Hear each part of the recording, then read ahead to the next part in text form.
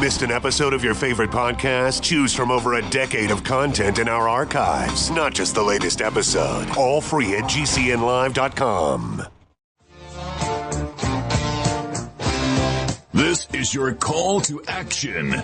Get prepared, America. Economy, survival, energy, disasters. This is USAPrepares.com.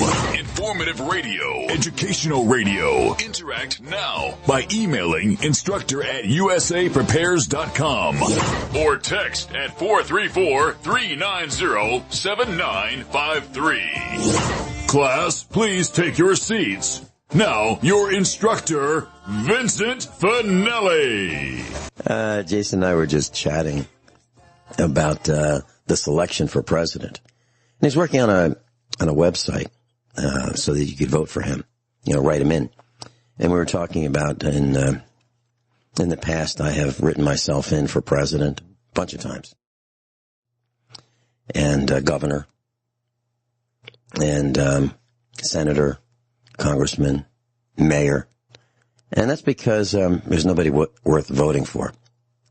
And I mentioned to Jason that we've received some calls over the years from people saying that I should run for president. And I said, no, not me. USA Prepares maybe, but not me. And we'll just bring the whole faculty of USA Prepares and, just do the right thing for the villagers, represent them, their interests. Put America first. And actually, I didn't tell him the story, but if Mike Ma, one of our instructors, were president, that would be pretty interesting. And Mike Ma, for those of you who are new to class, is a combat Marine. He was in Vietnam, and he was in the thick of it, in the shooting part. And about 10% of the Marines actually are combat Marines. So just because you know someone who's a Marine doesn't mean they've been shooting at and being shot at. Well, he was. And what he would do if he were in the White House as president is, he'd be known for, carrying his guns, and he does.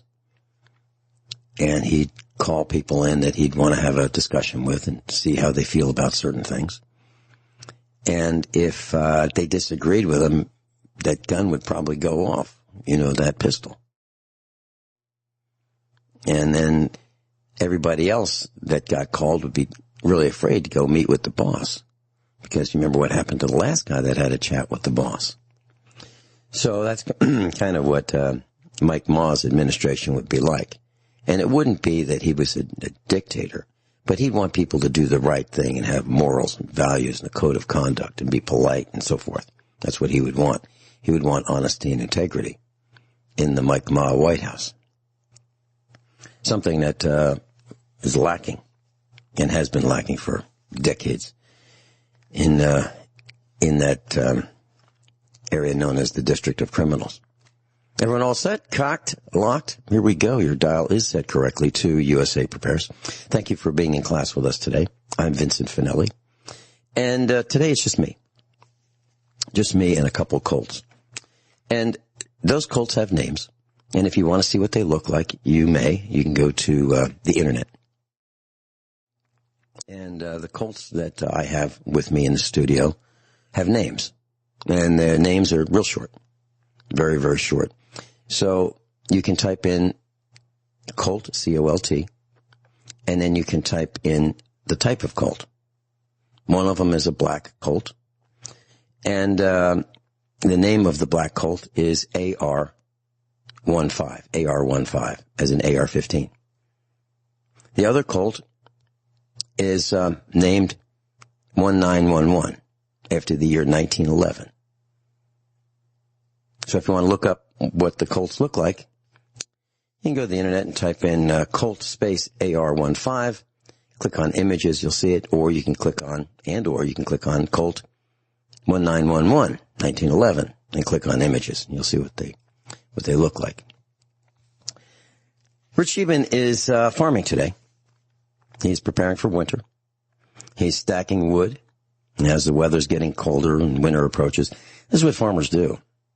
And Rich knows that if he wants to be warm this winter, he's got to do that. So he is gathering wood, and wood heats 4 times. Not just once, it heats 4 times. It heats when you gather it. It heats when you cut it.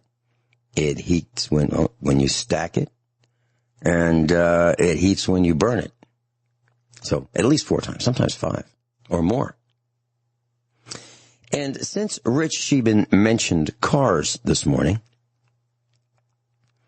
I had a wonderful opportunity to chat with one of his friends. One of his friends came over with his truck yesterday, and he needed a little bit of help with it. And it has a traction control problem, a computer issue that Ford can't figure out. It also has a symbol on the dash saying there's another problem with it. And so we have this deluxe scanner. It does everything, except it doesn't recognize the Ford F-150. Like 7 years old, 8 years old, something like that. Think about that. So the most common, popular truck ever made, Ford F-150, this scanner that is advertised as being able to attach to, diagnose, reset, all these models of vehicles, and you can't connect to this particular Ford. And it's not like there's only one of them. There's a lot of them. Millions of Fords. So we're going to talk to the company and find out, Autel is the name of the company, what's up? Why did these people lie? Why did they say that, it diagnoses and connects and you can service all these vehicles with this very expensive scan tool? And it doesn't. They all do it. They all do it. All the brands that we've tried lie. They say that they can do things that they can't possibly do. They'll say, oh yeah, it works with BMW, it works with Mercedes, and you go to connect it, and it doesn't. It doesn't. I hate that. And so what do you do with this device? So let me tell you the story since Rich Sheben mentioned cars. He's not even here and he mentioned cars. Can you imagine that? So Rich's friend and our friend, this gentleman was here yesterday at the farm, and he drove out to see Rich. Spent some time at Rich's farm in Montana. So Rich knows this gentleman. And this man has a John Deere manufactured riding lawnmower. You sit on it and you turn the wheel, and it has a mower deck, and that's all it does. It's a riding lawnmower. It's not a tractor. And it has a belt that drives the mower. And what he wanted to do was, he thought, I'll just bring it to John Deere and have them put a belt on for me. Now, how much could that possibly cost? Well, I'll tell you. If you go to the internet, I looked up this particular model mower, and it's similar. Not exactly the same, but similar to the ones that you might see at Walmart in the good old days, like, last December. And it's just a small riding mower. It's not a tractor. It's just a riding mower. And they're a couple $1,000s, like $2,000 at Walmart. And all he wanted to do was get this lawnmower belt because the belt was just about ready to break. I looked up the price of the belt on the internet, and you can buy it for $12.54. And if you want to replace the pulleys, while you're there's 2 pulleys, and they're $13.50 for the pair. So less than $30 for parts. He dropped it off. He put it on his trailer, dropped it off at the local John Deere dealership. By the way, all the John Deere dealerships within, half of Missouri, literally half of Missouri, are owned by the same corporation, the same umbrella corporation. So they are able to do some amazing things like fix prices and charge outrageous prices. So how long would it take someone who has never done this belt swap before for the mower? About a half an hour, 30 minutes. So he brought it in, dropped it off, went back to see if it was ready, a week later, and nope. Went back again, and they said, oh yeah, it's been ready. So it was ready the first time he went. So he went twice, and they didn't realize that they had already fixed it. And they presented him with the bill. So the $13.50 pulleys, We're about the same price. The belt was $16. So the total bill for the whole job replacing this belt was $324 for a half-hour job. $38 for parts and tax. $286 for labor. Anybody shocked? So, what do you do in a case like that? Well, obviously you don't want to go back there. And I had a recommendation for him that would sting, S-T-I-N-G, that John Deere dealership. It's really simple. And I recommended that he pursue this. And if he needs any help, I'll be glad to help him. All he has to do, because he paid for it with a credit card, all he has to do is turn that credit card over, and on the back there's an 800 number or a toll-free number. And that is customer service for that particular credit card issuer. You call that company, the credit card bank, and you say, I have a problem with a transaction. Here is the merchant, John Deere, at the particular location, the actual location name of that John Deere dealership. And here is the amount, and here's the date. And the person on the end of the phone will say, well, tell me about it. And all he has to do is say, I brought this in for a belt, purchase of a belt, $16. And they installed some pulleys, and they claim they made some adjustments. Literally, there's hardly anything to adjust. It's a half-hour job. And the bill was $324. I was held up by John Deere.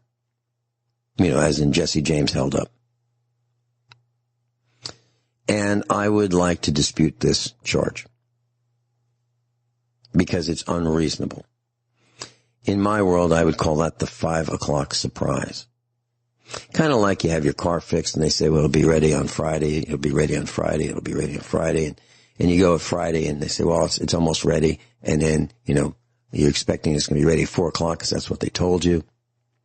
And they make you wait, and they're closing. They close at 5.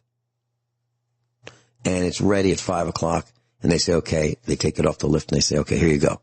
Here's your bill. And you go, whoa, that's outrageous. That's a 5 o'clock surprise. There's nothing you can do because they're closing. They're not going to be there tomorrow. They're not going to be there Sunday. And you've got this outrageous bill, and you need your vehicle so you can get to work. That's a 5 o'clock surprise.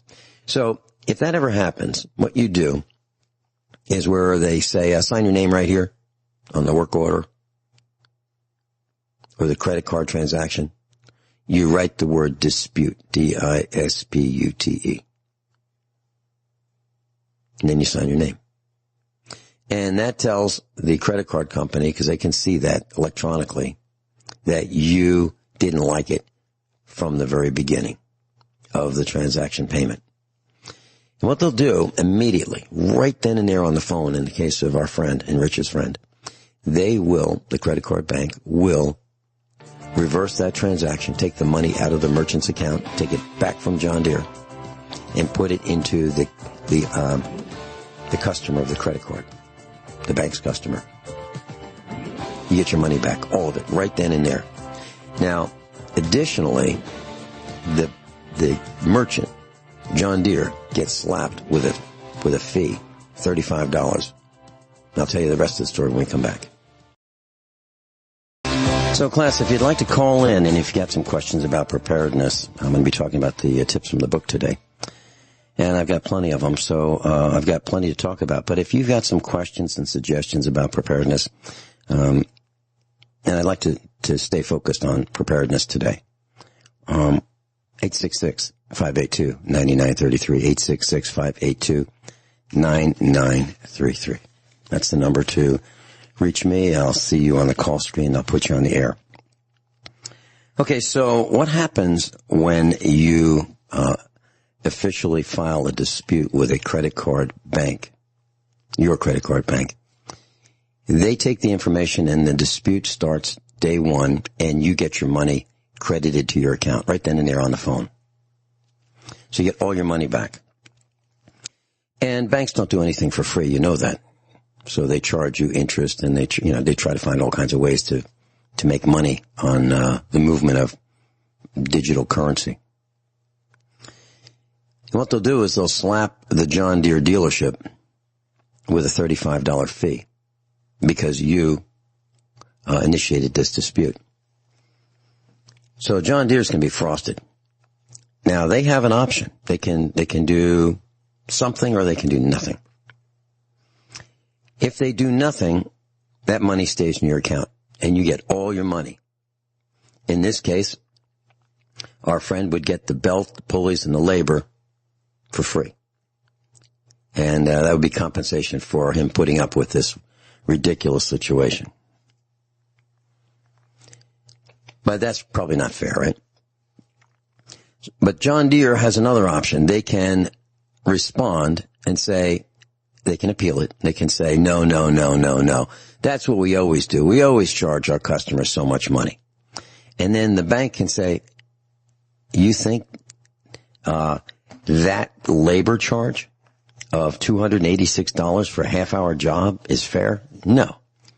We're going to cut it in half. We're going to split it, and you only get half back.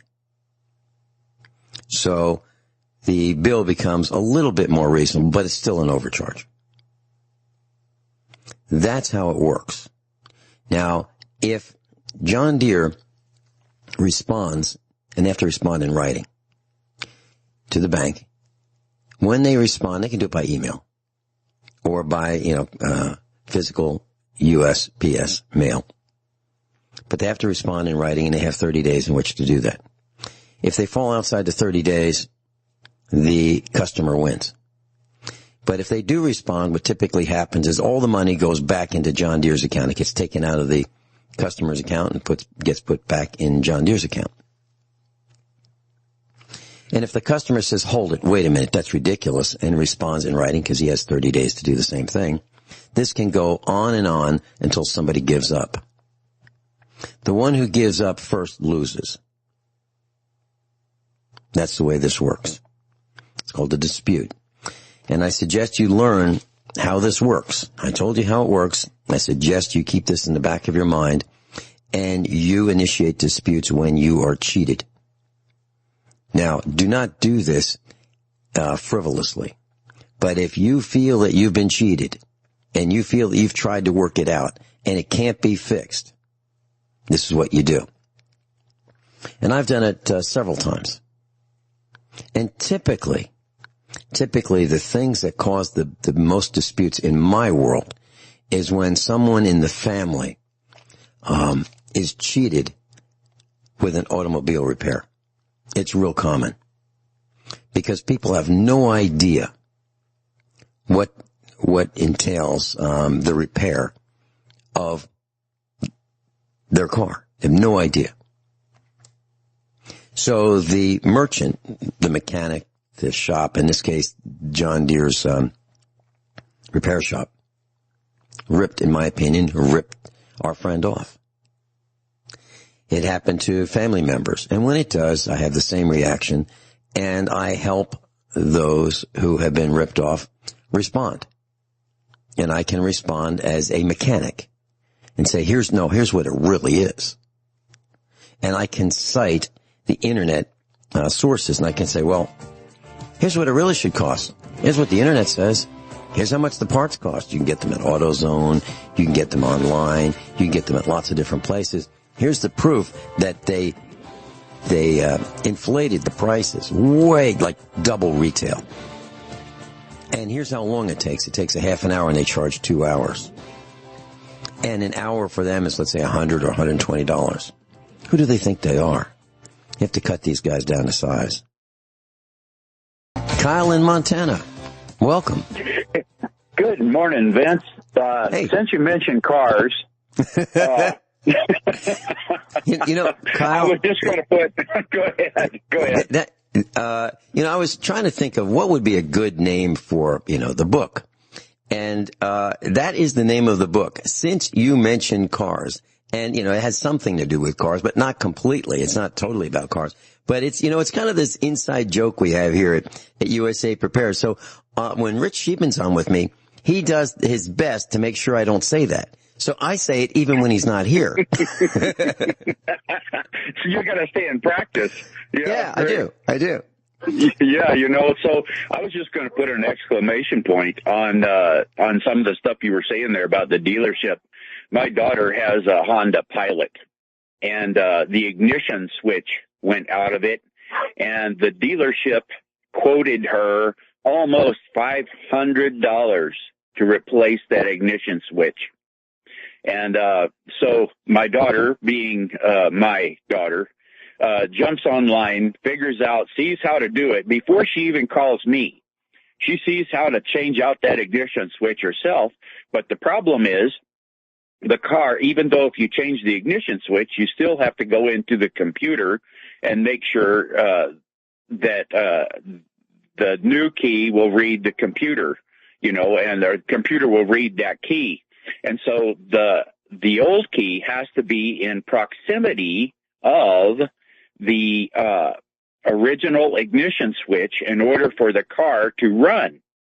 So what we did when she called me, because she kind of got in a little bit over her head, but she was motivated to save a whole bunch of money. And so we went and bought $112 ignition switch, if I remember correctly. I might not be right off on those numbers, but anyway, we bought the ignition switch, installed it, put it in, and so the key would turn over.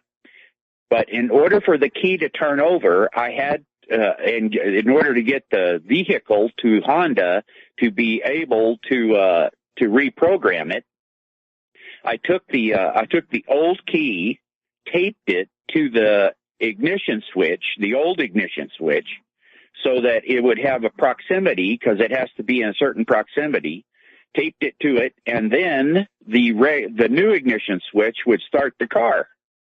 And because they were telling her that she was going to have to be towed over there, and that was going to be like $65 more. And anyway, by the time we got all said and done with this thing, we got out way less than half price.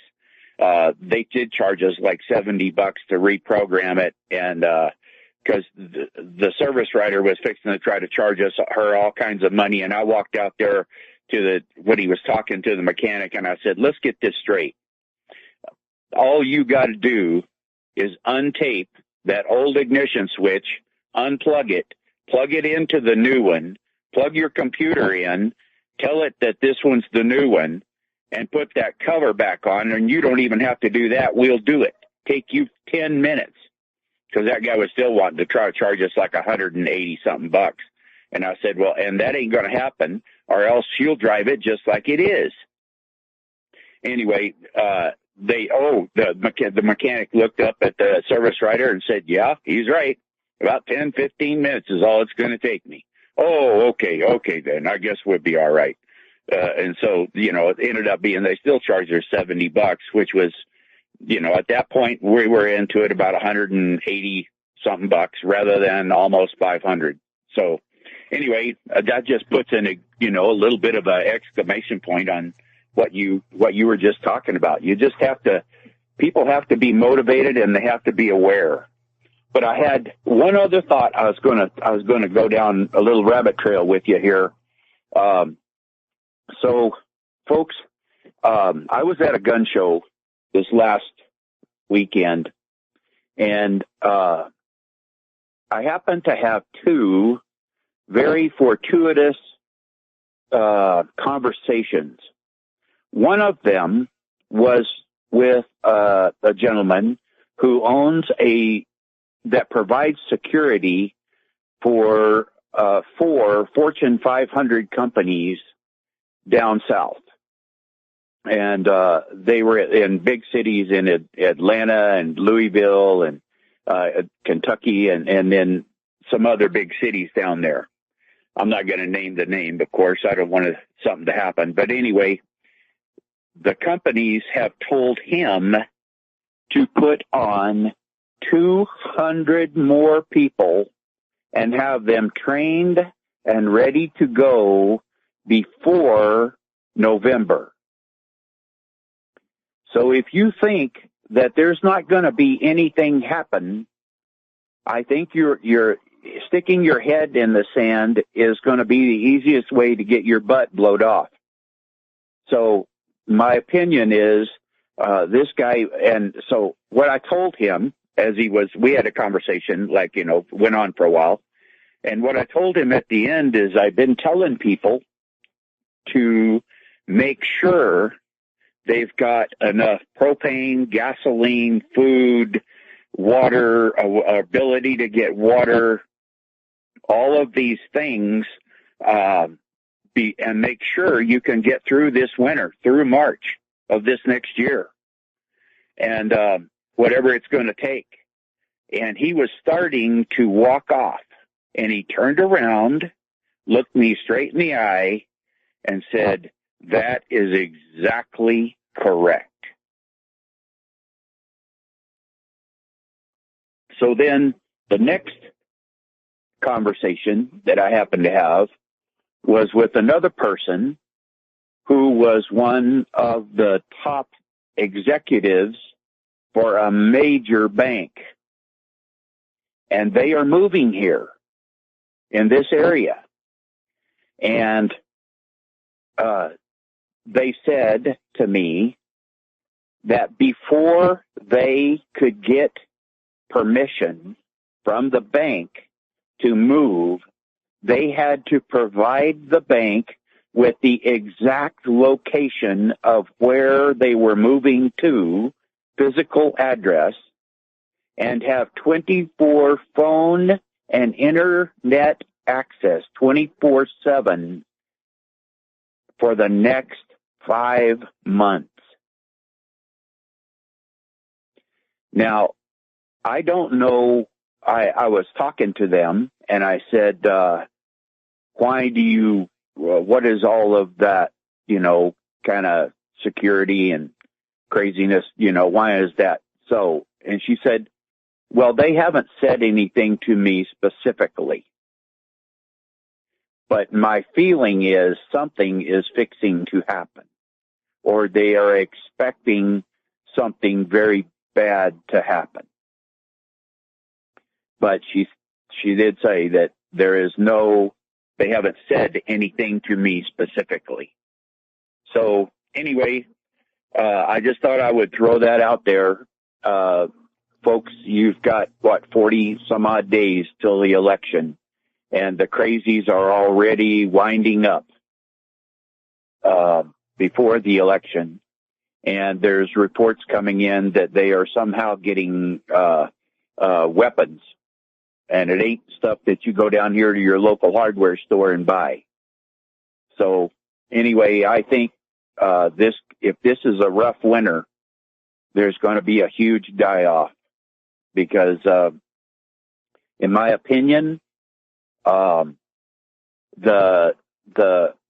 mom and the dad that just has a hunting rifle that is starving to death will do very mean, crazy things to get food for their family, because they know they're going to die anyway if they don't. The person that has nothing to lose has everything to gain. So I'm just throwing that out there. People can do with it whatever you want. I know I have been going full tilt, Vince, all summer long, because I've been able to see this thing and coming since the beginning of last spring. And we put in and harvested the largest garden we have ever done. And my wife is still working on it, and I'm working on it and keeping everything going, figuring out different resources for power and different options for things and extra everything. So I'm hoping. I hope I'm so wrong. I hope I am wrong so bad. But if I'm not wrong, it's a matter of life and death. So anyway, I've got some comments about. Do you have time for a few comments? Oh, you bet. I called in to stay with you for a while if you want. That's great. I'm delighted that you did, Kyle. Okay, you mentioned the ignition switch. So yes, that particular Honda ignition switch can be had for as low as $85 for an imported, Chinese copy, or you can spend, $150, $160, $165 for that switch, depending on which one you get and how greedy the seller is. But that's the internet price. And we had a Ford Escape here. We were working on it. It was a 2003. And that little bugger, we needed to change the computer. And it's real easy. It's maybe a 15-minute job to change the computer. You just open the hood, take out one bolt, take off a connector with a lot of wires on it, take that off, put the new computer in. But the new computer will not recognize the old key because there's a transponder in the key, kind of like the problem that you had. And so we did some research, like, what do you do? Well, you tow it to Ford and you can, have them use their computer. Well, really, there's a workaround. And one of those, what you said, there's a transponder in the plastic part of the key, and you put the two keys together and it may work. But in order to program the new key, or the key to the computer, it's kind of a hidden thing, but what you do, and this is kind of close, but it's not exact because I'm going from memory from months and months and months ago.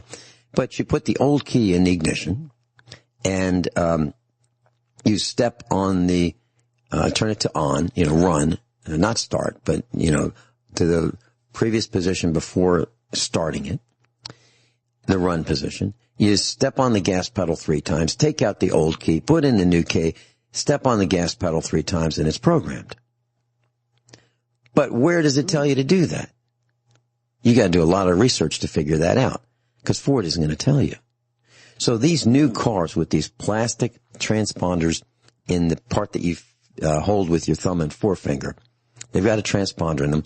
They're expensive, and you just can't get any key at Walmart and have it work. The days of the 39-cent keys and the 29-cent keys, that's over. It's absolutely over.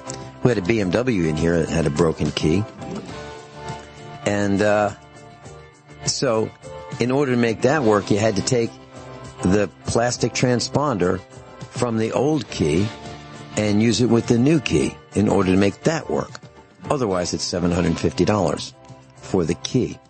We got some comments about the other things that you were talking about, the Civil War. Kyle's joined us from Montana. And Kyle, you've brought up some very, very good points. And one of them is that you're going to have to figure out how to fix these things on your own, class. Literally. Because the cost that these monopolies have decided they can get away with is over the top. This $324 to put a belt and 2 pulleys on a lawnmower is out of control. And the same gentleman went to the Ford dealer with his Ford truck, and the traction control light came on, said that, there's a concern. And so he brought it to Ford, and they said, okay, well, we're going to charge you to tell you what we think we could do to fix it. So they charged him, and then they said, it'll be about $900, and we're going to replace parts until we get it right. So the first part we're going to replace is going to be $900. But we don't know if that's going to solve the problem or not. So what we did, our son bought a scan tool, a pretty sophisticated one that said that it could, determine what the problem is. And it can't yet. So we have to find out why the scan tool doesn't work. So now what we're dealing with the dealerships that don't have the knowledge, the training, the expertise, the tools to fix the problem right off the bat, because they don't know.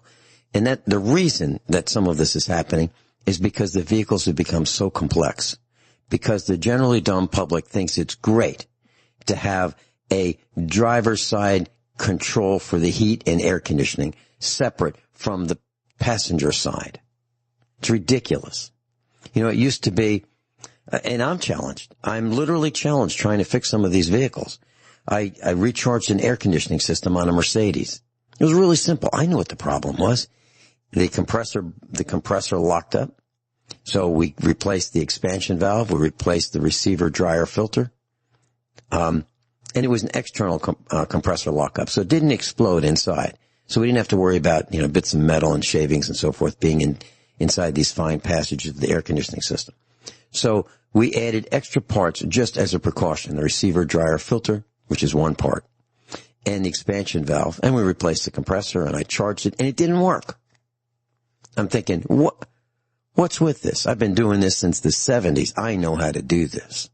This is, something that's common for me to do, and it wouldn't work. And the reason was we had to tell the climate control computer in this Mercedes, a 2004, hey, reset and start working.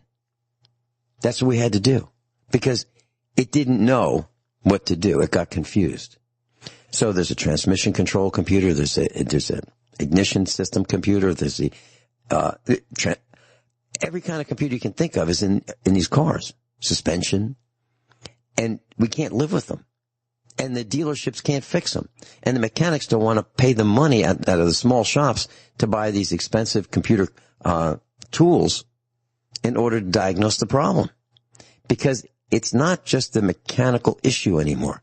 It used to be really simple. If the engine didn't start, it was either an ignition problem or a carburation problem. It was, those were the two focal points. Now, carburation or the ignition system could be computer controlled. So the ignition could be right, but the computer could be failing. Or it could be the fuel injection system. Or who knows? Because you need a computer to figure out what's wrong with the computer. That's where we are today.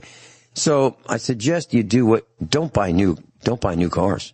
I mean, it's crazy to buy a new car because they're hard to fix and expensive to fix and they're unaffordable to keep. That was one thing. So learn what you can to keep what you have. And one of the discussions that we had with our friend yesterday was he was thinking about buying a new truck. And I said, I really love your truck. I think it's a wonderful truck. Please don't buy a new truck because he was thinking that if he had a new truck, at least it'd be under warranty. But they're so complex that you can't fix them. And 2 years, after the warranty or 1 year, whenever the warranty's over, now you got a real problem because they're more expensive to fix than the one he has. So I believe he's not going to be buying a new truck, and I'm delighted about that. But, we had that discussion. Next thing I'd like to talk about, since Kyle mentioned this, and I believe we're 50 days away from the escalation of the Second American Revolution combined with the Second Civil War. We're already in it, in my opinion. But I believe it's going to escalate on Election Day or the day after or a couple of days after that. And the reason I say that is because the Democrats aren't going to be pleased if the Republicans win and vice versa. So no matter who wins, it's going to be a mess. And there's going to be claims, I can just see it from here, that there are going to be claims that the election was stolen. It was pre-decided. And both sides are going to be angry, no matter who wins. So that's when the escalation begins. And I'd like to share with you, and Kyle can add in when we come back. Have you seen the television series from the 1960s? It started in 1962 through 1967. It's called Combat. It was set in France during World War II. And the austerity, the poverty was unbelievable. And that's where we're headed. We'll be right back, and I'd love to hear Kyle's comments about the television show with Vic Morrow and Rick Jason. Combat. Everyone all set? Cocked, locked, hour number 2 of USA Prepares. Kyle's joined us from Montana. I'm delighted that he called in. I mentioned the television series from 1962 to 1967 titled Combat with an exclamation point. So C-O-M-B-A-T exclamation point. That's the title of the series. And it starred Vic Morrow and Rick Jason. And it was set in France during World War II.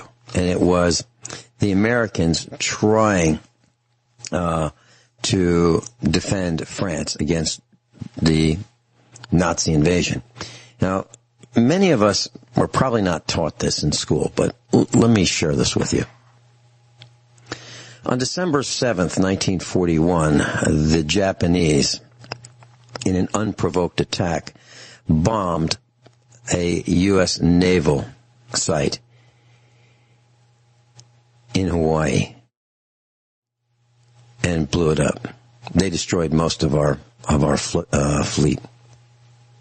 It was unprovoked. So the Japanese declared war on us with a sneak attack.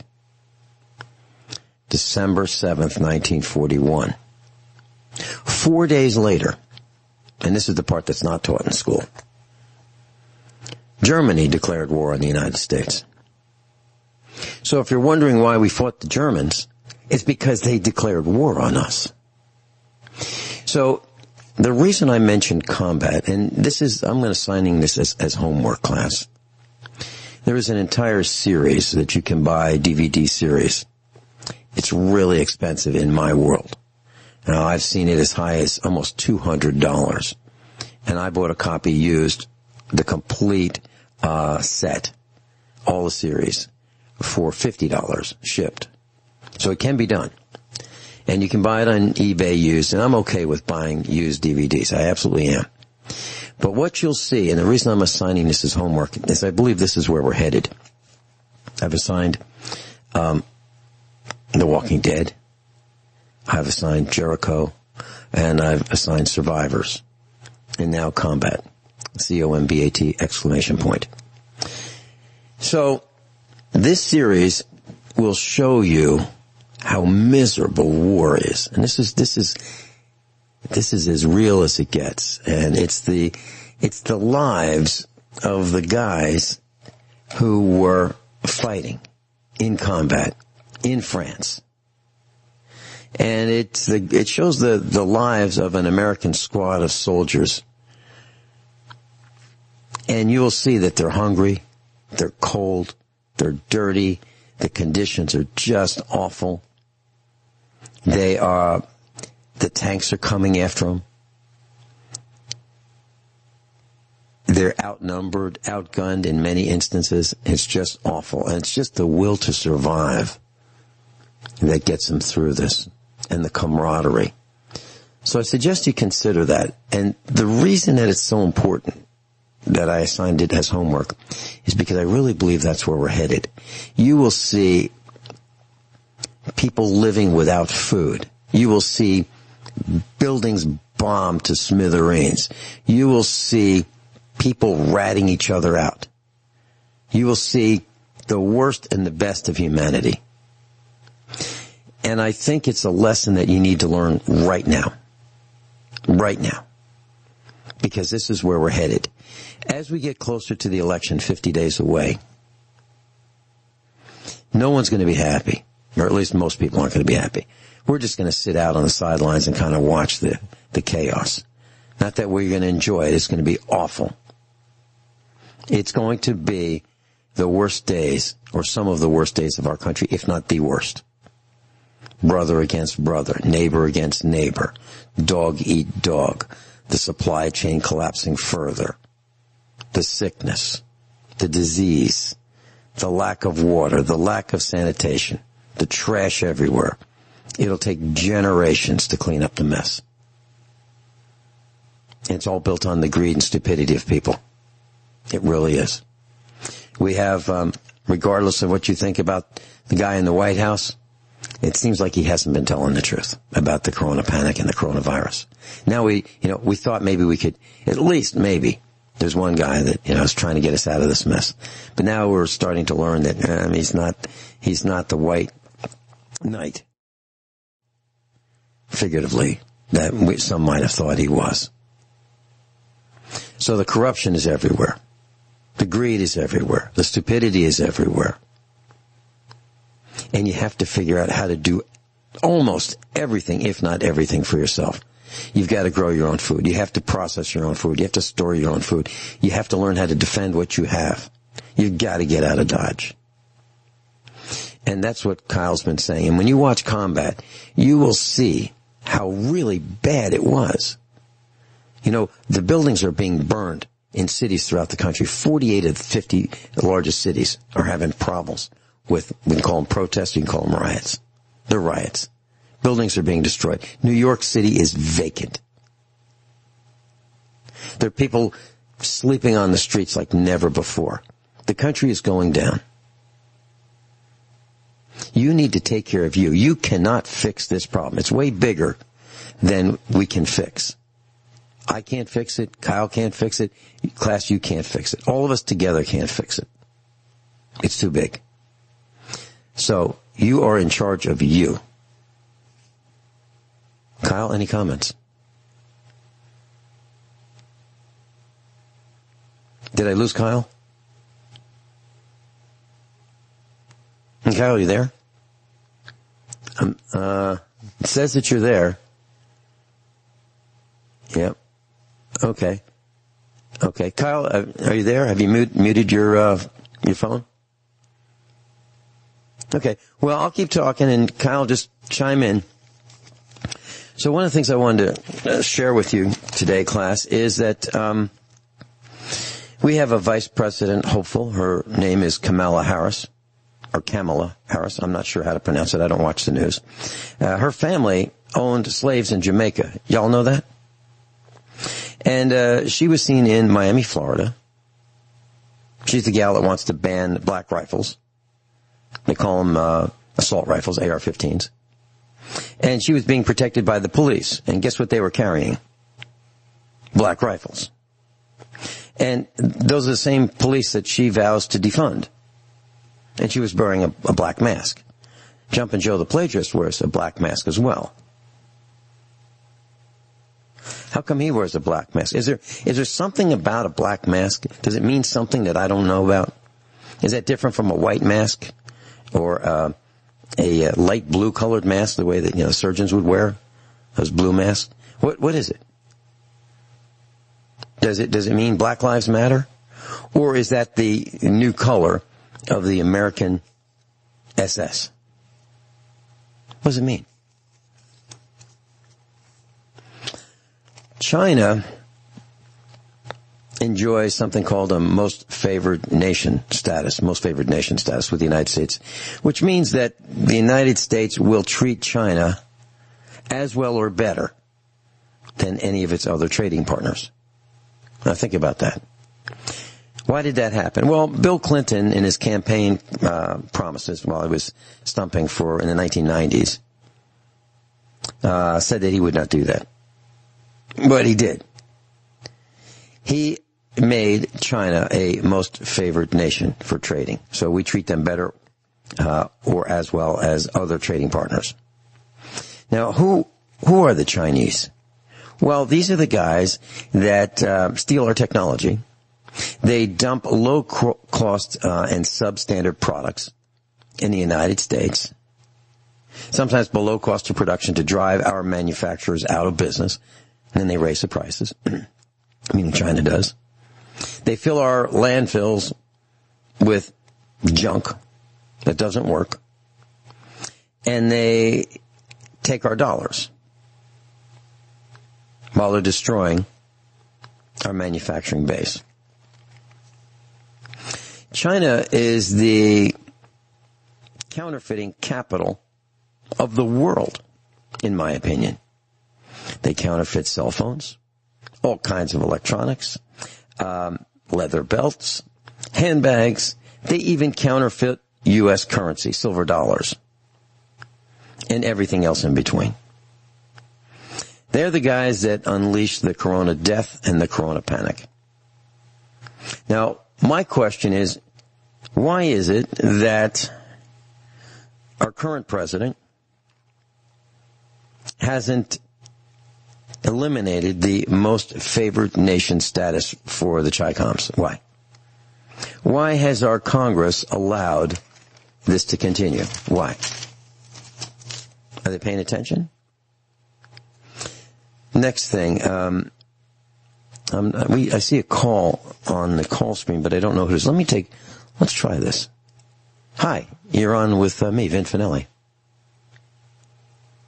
Hello? Anybody home? Hello? Well, if you're there, please speak up. Maybe, could it be our control board at GCN has got this call muted? I'm not sure what's going on. We'll see if we can fix it during the okay. I see that Nathan is working on it right now. Okay, while he's doing that, arson in the United States of America has destroyed houses, businesses, towns, neighborhoods, infrastructure, animals. It's killed millions of animals. And people. Hey, Vince. Hey, Kyle, it's great to hear your voice. Hold on one second. Let me just finish this about the arson. So it's difficult to get an accurate number of the number of fires. But according to my research, and I haven't seen this anywhere else, but it looks like it's about close to 1,000. 1,000 fires. Now, some people call these wildfires. Maybe some of them are natural. But in my opinion, most of these fires are caused by man's stupidity, greed, carelessness, recklessness, etc. Careless smokers, idiotic gender reveal parties with the fireworks that, that rain pink or blue smoke, stupid things like that. And then there's plain old arson. My question to y'all is, what should be done with an arsonist? Someone who either intentionally or unintentionally kills people, animals, burns infrastructure, causes people to have to leave their homes, and then the homes get looted. This intentional display of aberrant behavior. What should be done? Should they be executed, with a public hanging, where you're absolutely sure that the person was hung and killed as a result of this reckless, wanton killing of life, plant and animal life, and destruction of hard work? I think a public hanging is the way to go. Dangling for a couple days. Make sure everybody gets a chance to see that it really did happen. I think that's what we do with arsonists. Did you hear what I had to say about Combat, the television series from 1962 to 67? Yeah, I was still trying to talk to you. Okay. Trying to see if you could hear me, but I heard some of it. But yes, I did hear about, I think it is people are going to be cold and miserable, and it's we have never experienced anything like this in our country, really. Not anywhere near that kind of brutality, and even Vince, even the people that are moving here, it's really interesting because they're buying houses here sight unseen. No kidding. I've heard of multiple people that are friends of mine that are either in the construction business or real estate business, and saying they are making home sales over the phone. I mean, literally, people are just buying them.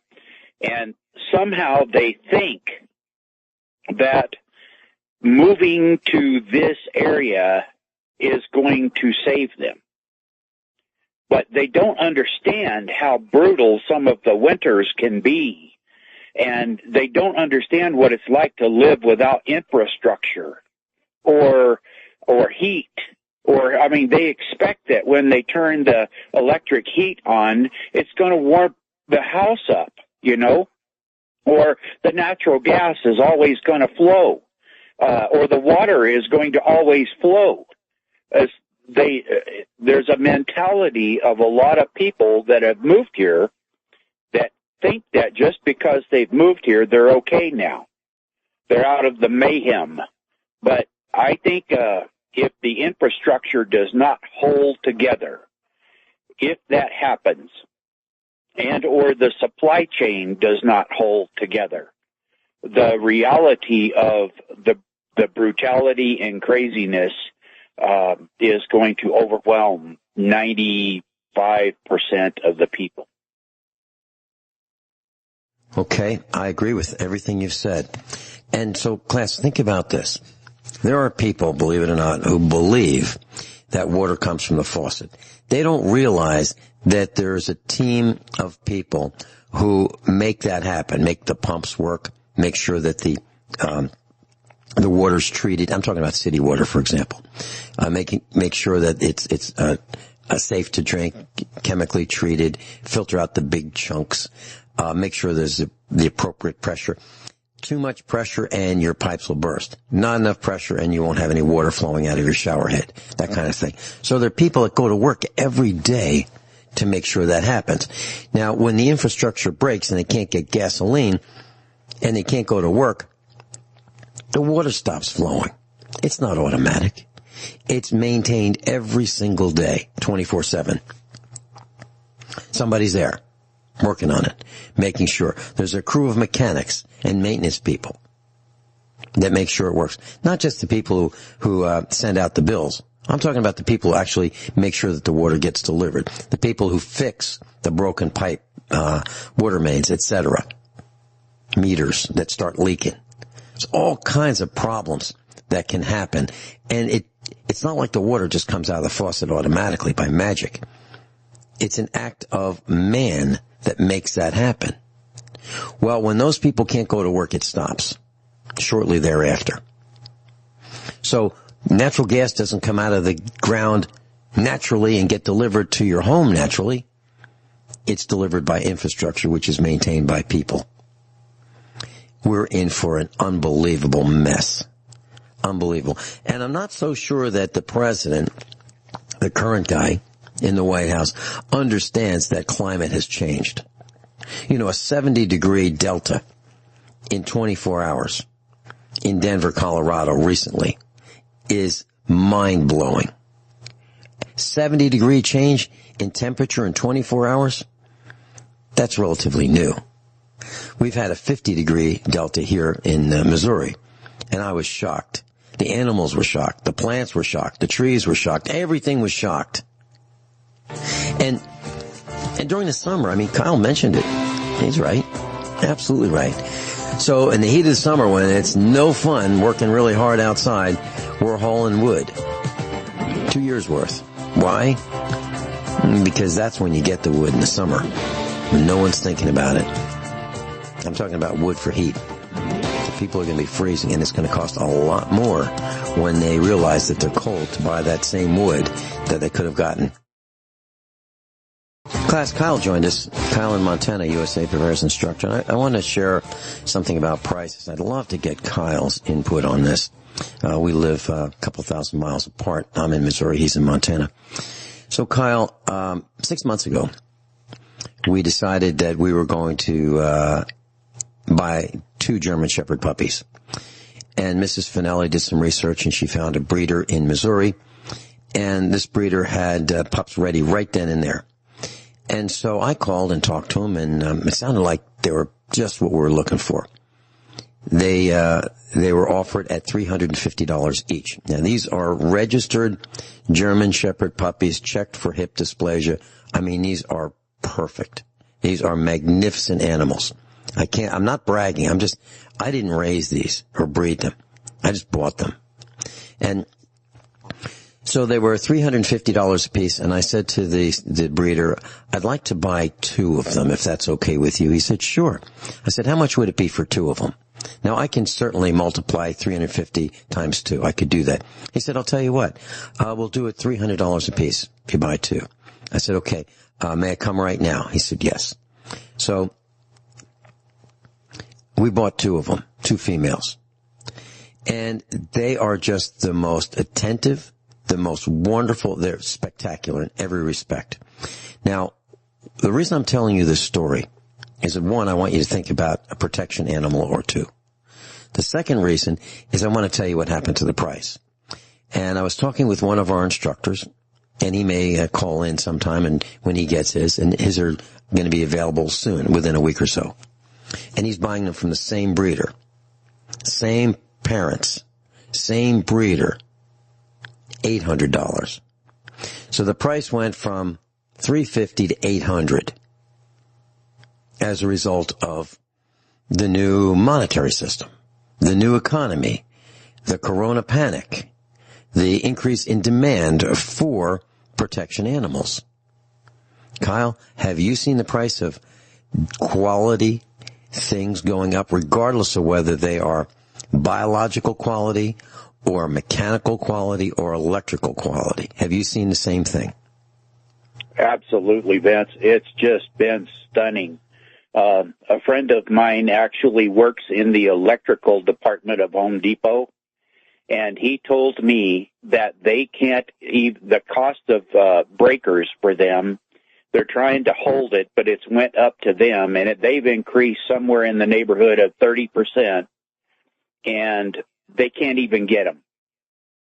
And yet, just like I was going to mention the gun show that I was at, Vince, last week before the gun show, I called every store in the surrounding area of where I'm at right now, and none of them, I mean 0 of them, had any 9mm, 10mm, 38, 357, or 223 ammunition at any cost. Okay? But just after the gun show, one store that I happened to call back had a 150-round pack of 9mm for $65, and they only had one. But what was crazy, Vince, was there was more ammunition, primers, cases, loaded ammunition of anything and everything you could possibly want at this show, which is why there was probably every dealer I talked to mentioning said they had had the best show they had ever had. They had almost sold out. One guy sold out everything that he had on the table practically on Friday afternoon and had to go back to his hometown, which is about 80 miles away, get a whole bunch more stuff so he'd have something to put on his table for Saturday. Now, that's people think to themselves, well, that's really good that people are preparing. But I've been thinking about this a little bit. Yes, it's good that people are preparing to protect themselves, but what if that's all they're doing? What if they don't have any food, gasoline, car parts, any way to get water? Then what happens? Then they turn into your enemy because they are going to try to take what you have. So, folks, I'm trying my best. Like I said, I hope and pray. I honestly, before God, I hope and pray that I'm wrong, that we go through this winter maybe with a few bumps and bruises, maybe by the time it's all over and everything goes back to even this kind of normal, what we've got now. Even this would be extremely preferable to what I believe is coming. But the other thought, Vince, is this.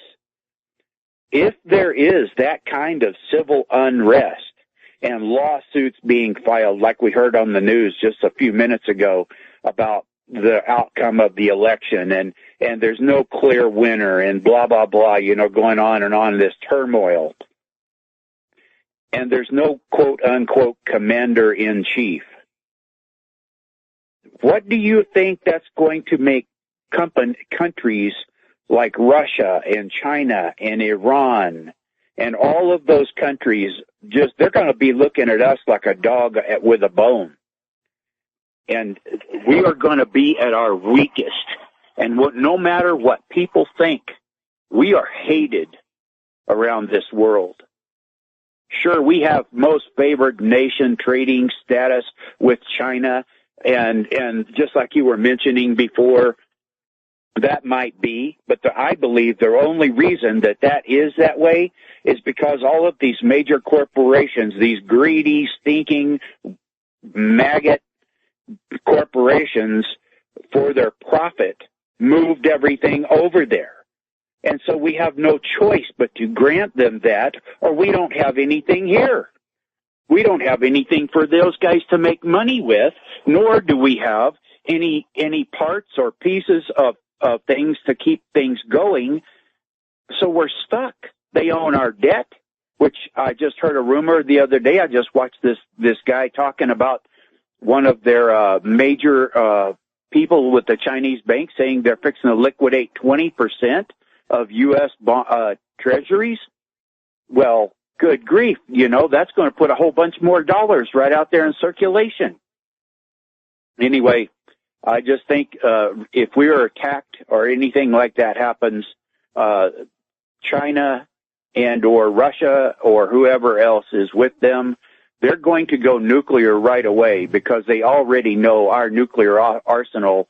If we launch it to wherever they're going to be, they will lose, like China will lose a lot more people per bomb than we would unless they hit, the major cities. But China's like that everywhere practically. So anyway, it's just we're living in really perilous times, and I think that the people should prepare to last as long as you can. And you or me or none of us are going to last, a 15-year or 20-year, even a 5-year prolonged attack like that. We might survive, but I guarantee you, we're going to be, if we do, we're going to be lean and mean, and there ain't going to be hardly anything left of what we call the society. But as you say this, Kyle, it brings to mind that we don't have any leadership. We really don't. The governors are fighting with the mayors are fighting with the president's fighting with the governors. Everybody, it seems, in what we'll call government is looking to blame somebody else. And we don't have leadership. So that means that the people, the villagers, don't know what to do. They don't know who to believe. Can't believe the media. You can't believe the government. You can't believe the corporations. Your neighbors are being influenced, and they really don't have the whole story either. Nobody really knows. It's a mess. It really is a mess. Yeah, I'll say one other thing, Vince. I do believe. I've got more to say, but I do believe. With you and me and everybody else, Rich and all the other instructors, we see life through the lenses of our upbringing. You know what I'm saying? And everybody does. Everybody sees life through the lenses of their upbringing. And for all of President Trump's inconsistencies and lacks, there are no perfect men. And I do believe, personally, I'm not a forever with everything he says type of guy. You know me better than that. But I do believe, giving the sight of the way he sees things, that he is trying to do a decent job.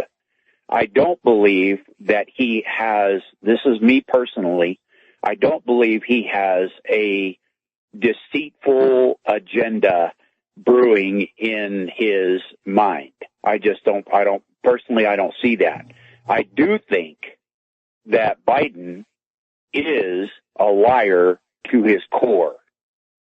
And I believe that Nancy Pelosi and Schumer are liars to their core. And we cannot, you just think about this, Vince.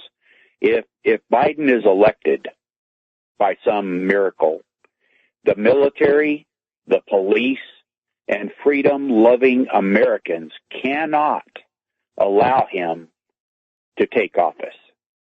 And if Trump is elected, the crazies are going to try to burn the place to the ground. Regardless of who wins, bullets fly badly, escalate dramatically in November. And that is going to destroy the supply chain. So that's the reason Vince and I are so adamant about trying, in my opinion, to try to help people get stuff prepared. And one of the things, Vince, just to jump track a little tiny bit, one of the things is, folks, if you are trying to store gasoline, you better have enough to be able to get to town at least 20 times. Just figure on wherever you are, have enough in there, but don't store the cheapest gasoline with ethanol in it. Do not store that, because no matter, I haven't, maybe you have, Vince, but I have not found any additive that will keep the ethanol from separating from the gasoline and collecting water. Correct. But that's correct. If you can find and you can get non-ethanol gasoline, you can put a couple of different additives, PRIG or seafoam, in it to keep it good for a few years. I'll hang through the break. That sounds great. So, class, what's happened is stupid politicians have been conned into putting ethanol, alcohol, into your gasoline, which is destroying your vehicles and your equipment. No kidding. It's absolutely true. We'll be right back. It's absolutely worth it, and I think you'll learn a lot about where we're headed. And, you know, you'll see the French resistance working with the Americans. So France was invaded by the Germans in World War II. And life was miserable. And when you see how little there was to eat, and how a cup of coffee was a real treat, it will make an impression on you. And I think that's where we're headed. And as Kyle mentioned, once the election, or selection with an S, occurs, there are going to be a lot of unhappy people. Probably half of America will be unhappy. And that's when the escalation begins. That's when the shooting gets even more fierce. And that's when we are ripe for being taken over by our enemies. Now, the question is, in combat, you will see the French fighting to keep their country, sniping, taking out the Germans, making life difficult for the Germans any way they could. Those would be the Nazis. So the French, the villagers, the farmers, etc., were doing everything they could to gum up the works because the Germans were destroying France. Bombs, explosions. It was awful. Buildings were destroyed. Infrastructure was destroyed. Hundreds of years of infrastructure was destroyed in a flash. Now, the question is, for all of you, what would you do if that happened to the good old USA and we were invaded by, let's say, the Chinese?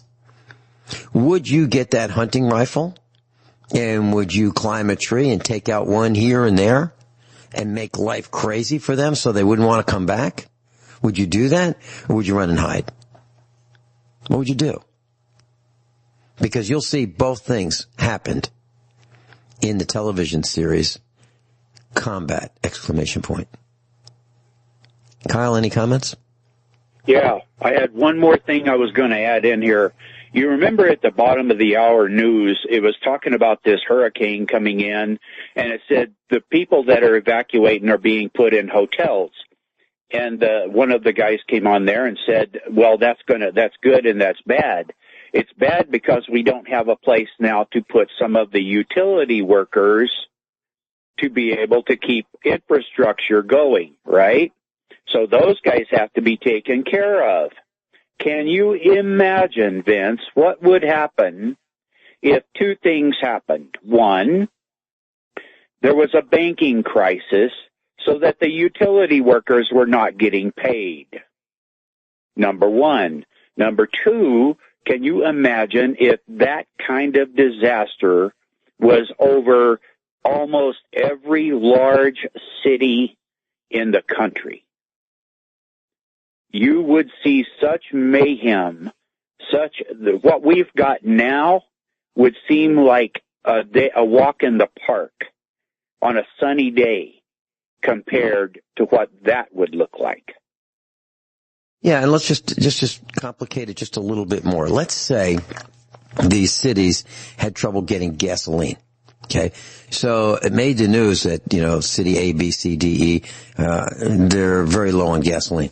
But we want the utility workers to go out there and fix the infrastructure. So the utility workers are thinking, well, I might not be able to get home. So why do I want to go? That's just one more little thing, right? So we have, and that was in World War II. We had these problems. There was rationing. There was gasoline rationing. Who gets the gasoline? Do the villagers get the gasoline? Do the farmers get the gasoline? Because you need back then most tractors were gas powered. So in order to produce food, the farmers needed gasoline. But what about the people in the cities? You going to take it from them? The consumers? You take the gasoline from them and give it to the farmers? It's a mess. It's a real complicated, fluid, moving part situation. And nobody's going to be happy. And that's why there's going to be an escalation of what we see now. Guns pointing at everybody. Everybody's going to be pointing guns. I don't see any way out, Kyle. I honestly don't. I'm not trying to be a fear-mongerer. I just believe that we have painted corporations and government, the people with the wealth, have painted us into a corner, and we can't get out of it. That's what I see. Absolutely true. Yep. Totally. I absolutely agree. Yep. Kyle, I really appreciate you calling in today. I was going to talk about some things on this list. Class, you need to sit with your family tonight for dinner. Say, no TV, no cell phones, no phone. You all sit here and we're going to write a list of everything that we need because we've got 50 days to pull it off. And the closer we get to the end of those 50 days, the harder it's going to be to get the things on that list. So you need to finish that list tonight, at least part of it, and get moving on it to tomorrow morning. No kidding. No kidding. Kyle, thanks so much for being with us, class. Above all, honesty and integrity. What happens next is up to you.